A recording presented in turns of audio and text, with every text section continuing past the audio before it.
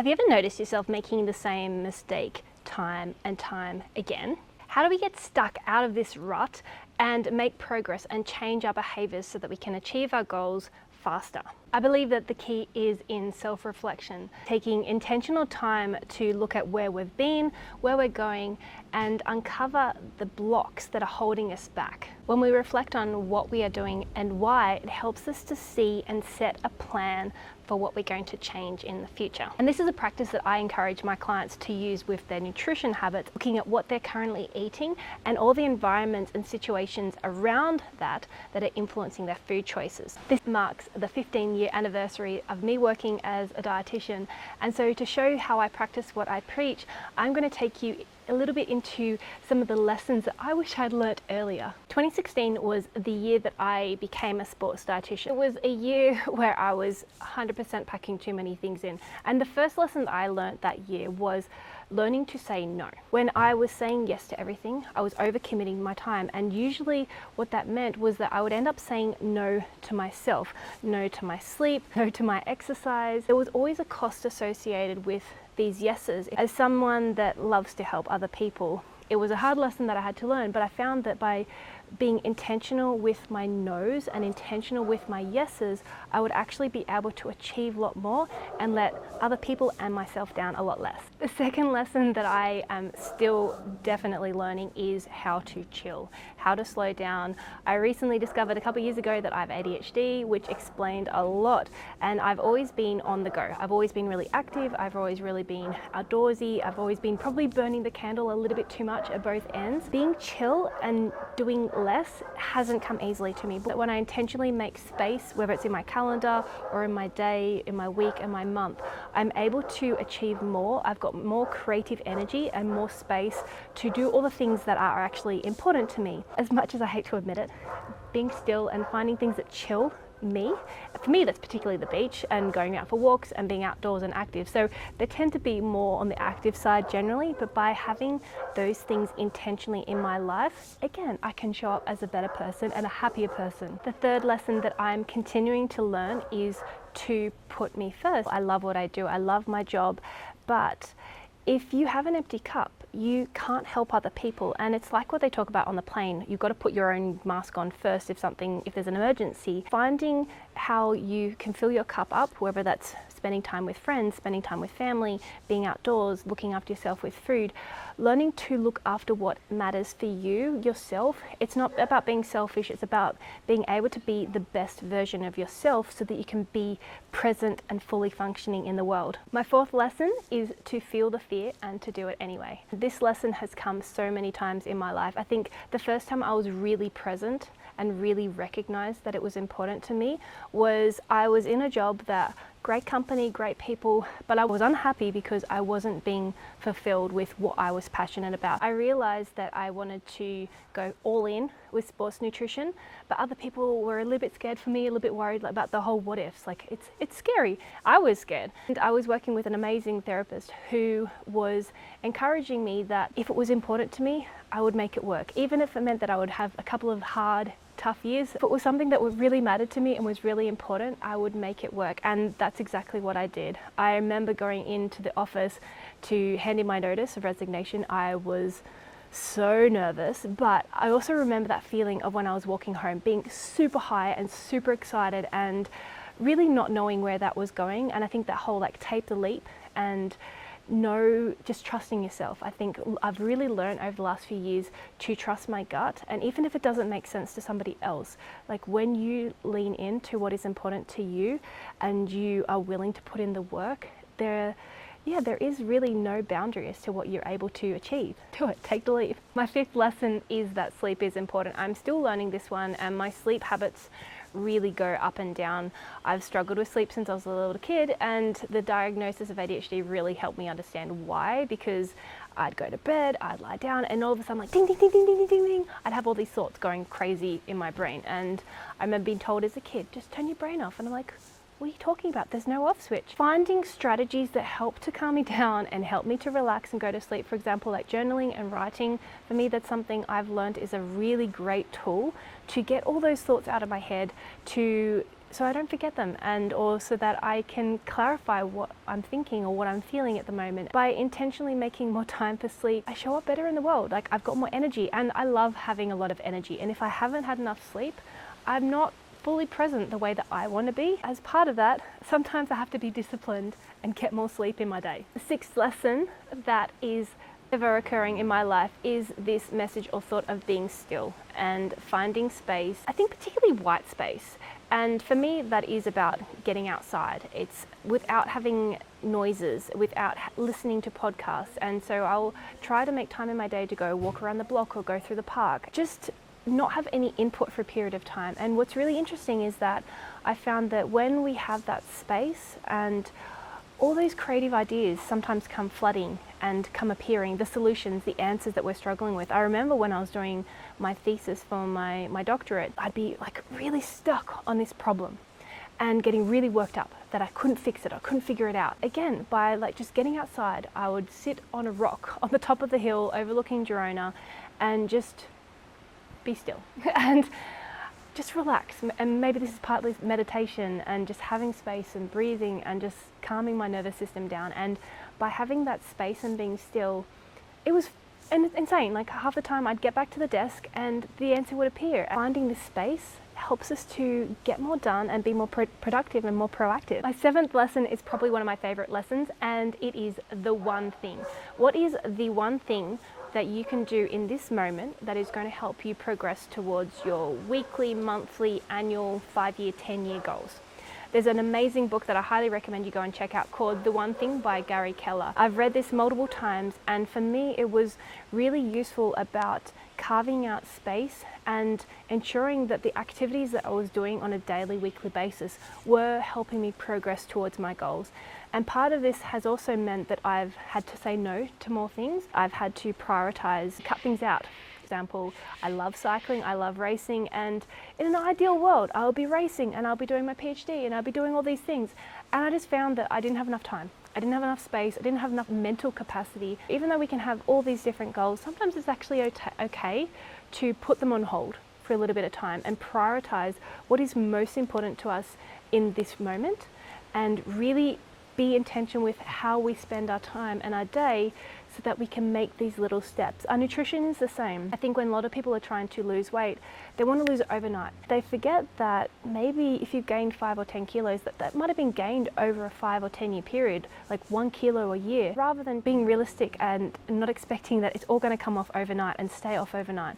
If we make these tiny little changes in our habits, just as it went up really slowly that we didn't notice it, it's also possible that we can bring it back down and change our habits for the long term so that it can stay at a position where we're really stable and happy with it. My 8th lesson is to eliminate mental clutter. I've worked with a therapist on and off for a number of years. I continue to work with a coach that helps me to prioritize what I've got going on in my life, whether it's personal or professional. I found it so valuable to have that space to be able to talk it as an external processor as well, or I'm writing it down. I do a lot of writing in my journal in order to figure out what my goals are, what are my priorities, what am I trying to achieve that day, that week, that month, that year. And this is where that whole reflective practice comes in. We spend that time to see where we've been. We can see those patterns and those mistakes that we're making time and time again, and look for the clues of how we can get our way out of there. By making space in our life, in our environment, in our world, by not having unnecessary clutter. When we clear that clutter from our mind and our environment, it helps us to be clearer in our actions and also faster towards getting our goals. My 9th lesson is to clarify your goals. And for me, this is a lesson that I probably didn't learn until I was about 30. I was going back to uni and doing my master's in sports nutrition when I was 30. And one of the first lectures that we had, professor, he was saying, where are you going? Because if you don't know where you're going, you're not going to get there. And for me, it was just one of those like light bulb moments. How have I never thought about this before? I've literally just been wasting my entire 20s. Looking back, I wasn't ready early those years. Like, I just needed to have that floating time, and that's totally okay. But what I realized was I actually did have specific things that I want to achieve, and I've really found that by writing them down and clarifying what is important and how we're going to achieve them, we may not achieve them on the specific deadline that we have planned. We may not achieve it by next year, next month, whatever it is. But by getting clear on it, we can also then start to make decisions about what we do or don't include in our life based upon whether that's going to help us towards our goals or take us away from them. Not to mention, if you actually write these goals down and you do reflect and review on them, it is really cool to see, if you go back a couple of years ago, how you've achieved some of the things now that years ago you may have thought were impossible, or like really big, like mountain lofty sort of goals. You can look back and be like, oh, how small-minded I was. Like I've achieved so much more than I thought was possible. But by writing it down, we can actually see that progress, and we can see and celebrate that progress. My 10th lesson is that even though I love it, travel is exhausting and I need to make space for it. My life, I've grown up overseas. I lived in Zambia from all my teenage years. I'm from Australia, but I lived in Zambia. I've lived in England for 7 years, and now I'm based in Spain. So my life is quite fluid, and I've spent a lot of time in airports and a lot of time traveling. What I've discovered is that even though I love traveling, I hate packing with a passion, and it's exhausting. So traveling can be exhausting, and I found that I need a bit of buffer space around it. And so this is how being intentional with our life and our days and our planning ensures that we can show up best, and we can show up as our best self. So for example, for me, if I'm flying from Spain to Australia, I put intentionally a couple of days as a buffer in between on both those days, because what I find is that the days before I leave, I'm running around like a crazy person trying to get everything sorted, whether it's like locking your house up or getting plants sorted, or when you arrive, you're starting to catch up with people and say hello and get over jet lag, and you just don't know how long that's going to take. So by intentionally making space around travel, even if it's for holidays, I've found that I can, again, get so much more done. Stop beating myself up for not being able to achieve all the things that I want to achieve when I'm tired. My 11th lesson is to consider the cost of your yes. I've been very lucky. I've had many amazing opportunities in my career and my personal life. Sometimes we just want to do all the things, but it comes at a cost. Usually that cost is that personal expense, whether it's my time or my energy. I've found that actually putting a pause before I say yes, because if I say yes straight away, I may not have actually considered everything that involves, especially for the future. I struggle to think of the future, and so if someone's asked me to do something that's like months down the track, I can't visualize that. I need that time to actually go and map it out and see, do I have time to actually fulfill that task or that activity or that opportunity in the future or not? Every opportunity that we see comes with a cost, and we really need to make sure that that yes is worth that cost. The 12th lesson that I wish I had learned earlier is that it's important to protect my energy. I'm a very high energy person.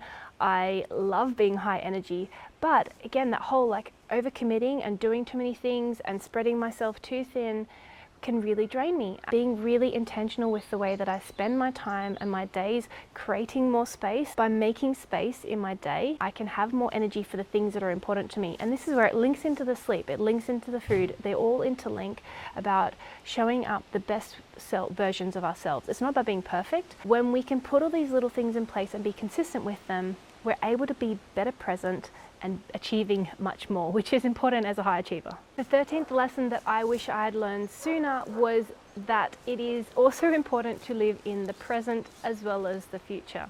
And this has probably really started to hit me when I was finishing my PhD and writing up my thesis, because I was so stuck in getting this done that I wasn't allowing myself to enjoy my life, because I was like, no, I have to do this, I haven't finished it. And I'd be almost like punishing myself if I hadn't achieved all the writing that I wanted to achieve that day. During that period of time, I started going to the beach once a week in the afternoon. Context here, I love the beach. For me, the beach is the ultimate place to switch off. Like I literally just like shut down mode. Love the beach. And that particular year, I really wanted to have an entire month of just beach time and proper holidays. I was really frustrated that it looked like it wasn't going to happen yet again. Rather than waiting for another year to enjoy my life and go to the beach, I started intentionally making space in my day and my week to enjoy going to the beach. And what I found was that when I took that afternoon off and went to the beach, I had so much clarity and I had so much more space, and I got so much more writing done. Like I was productive in the morning before I went, and the next day I was more energized. When we spend the time doing the things that light us up, we can show up better and we can be happier. I really wish that I'd learned this lesson a lot sooner about how important it is to make that time. And this year I was finding that I was going to the beach on my own every day pretty much during summer in the afternoons, because again, I was really busy with work. I had lots of different projects going on, and no one else wanted to go to the beach. And so I found that, like, do you know what, I can go on my own and I can have a great time. And even if I was there for literally an hour, the energy and the happiness that it would give me was so worth it. So make sure you find time in the now to do some of those things that make you light up too. The 14th lesson that I wish I'd learnt earlier was definitely COVID induced. And this one is about learning to let go of the things that we can't control. When COVID hit, I had planned to finish my doctorate that year. I had 3 months worth of work lined up, which would have meant that I didn't need to work for the next 6 months and I could really sit down and focus, and that was my plan. That was all I was going to do. It was like blinkers, turn everything off, no work, just write my thesis. Obviously, lockdown hit, all that work got cancelled, and what I had to learn was that I can't control that. There is nothing I can do about this situation, where I am, what am I doing. What I can control is me. I can control my thoughts, I can control my emotions, I can control what I do, I can control what I think. And what I found was that learning to let go of everything that is irrelevant, that I have no control on. So COVID really showed that there are so many things that we can't control, and it's just not worth stressing or worrying about it. All that we can do is focus on what we control, learn to relax and let go of everything that isn't. At the time, I didn't know when I was going to finish my doctorate, but I was really clear. I knew that I would finish it. I didn't know the day I was going to finish it, but I knew deep down that I was going to finish it. As a result, what I could control was spending that daily time writing, reading, reading. All those little daily steps is what actually created the whole thesis. 2020 also brought out my 15th lesson that if I rest, I'm more productive, and taking my weekends as weekends and not working on them, again, that makes me more productive. I love what I do, and it is so easy to do more of what you do when you love it so much. I found that in COVID, during lockdown, when we couldn't go outside, if I was not intentional about my time, I would just be working, which would burn me out. And so I was really proud when I actually started intentionally having weekends and not working.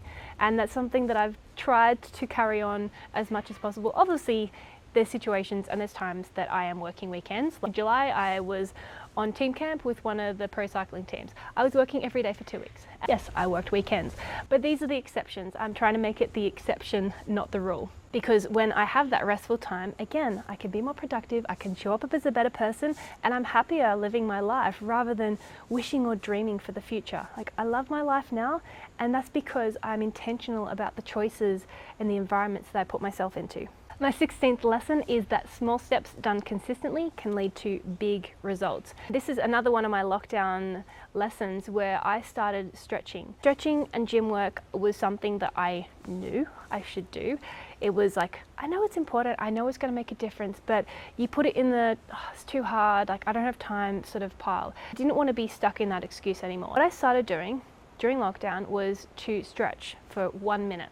I was reading Atomic Habits, the book at the time. It talked about linking chains. I think it was already turning the coffee machine on, having a drink of coffee and reading. That was a really well-established morning routine that I've been doing for years. What I tried to do and what I did was like I interrupted that in the middle. I would turn the coffee machine on, I would lay out the yoga mat, I would do a stretch or two, and then I would go make my coffee and then I would read. So the reading became the reward, something that I liked doing already and I didn't even have to think about. What I found was that by doing 1 minute, that became 2 minutes. And when you've actually started it, you just keep going. And the more that I did it, the easier it became and the more routine it became with my life. And a similar thing happened last year with the gym. I started doing weights once a week. I knew it's important for my health and my fitness and my strength and bones and body composition and all that, but I'd much rather be outside riding a bike. I started going to the gym once or twice a week. And initially, I just went, and the only goal was to just do something for half an hour. And what I found was that it probably took about 3 months of going once a week before I started really getting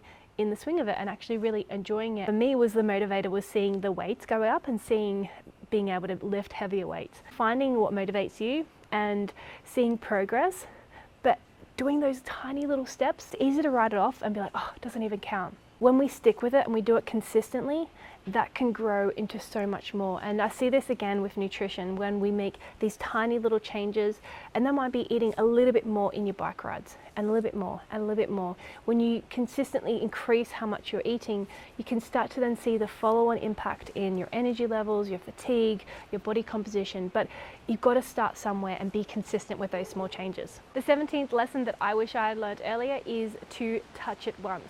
This applies to dishes, it applies to emails, it applies to doing the mail, the laundry, whatever it is.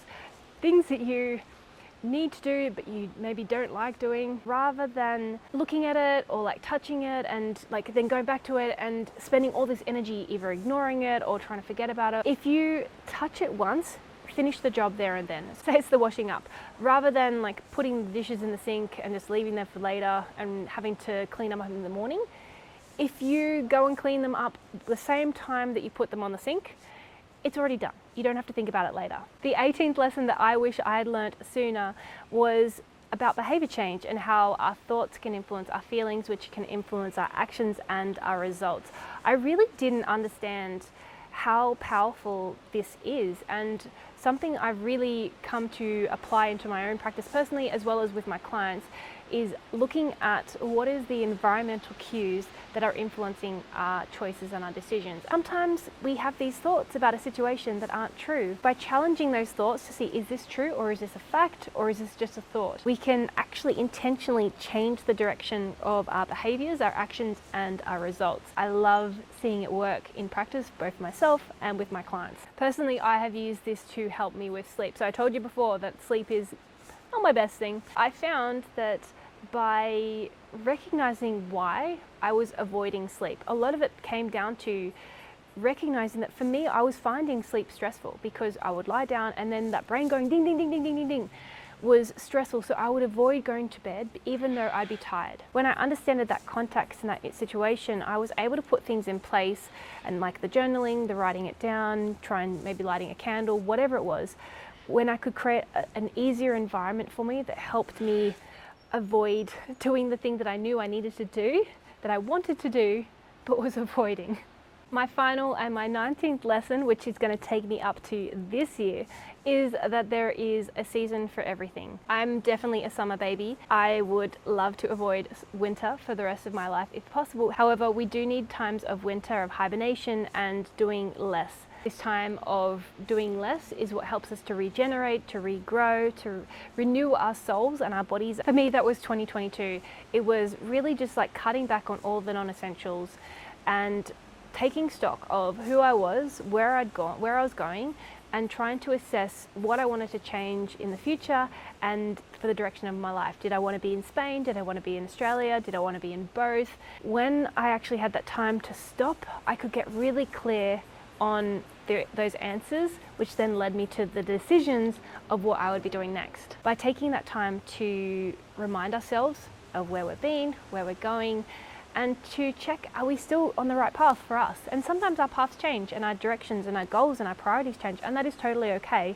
If you've never reflected on your life before, I really do encourage you to take some time out to take stock of who you are, where you've been, and where you want to go. These are 4 really simple questions that you can ask yourself in relation to everything, whether it's your nutrition, it's your personal life, it's your strength, it's your finances, it's your relationships. Ask yourself, what happened, what worked, what didn't work, and what would you like to continue into the future or be doing less of? Answering these questions on a regular basis can help you to stay on track and to create the life of your dreams. Stay tuned and subscribe, because I will be soon sharing what my 2023 life lessons are. You don't want to miss them out.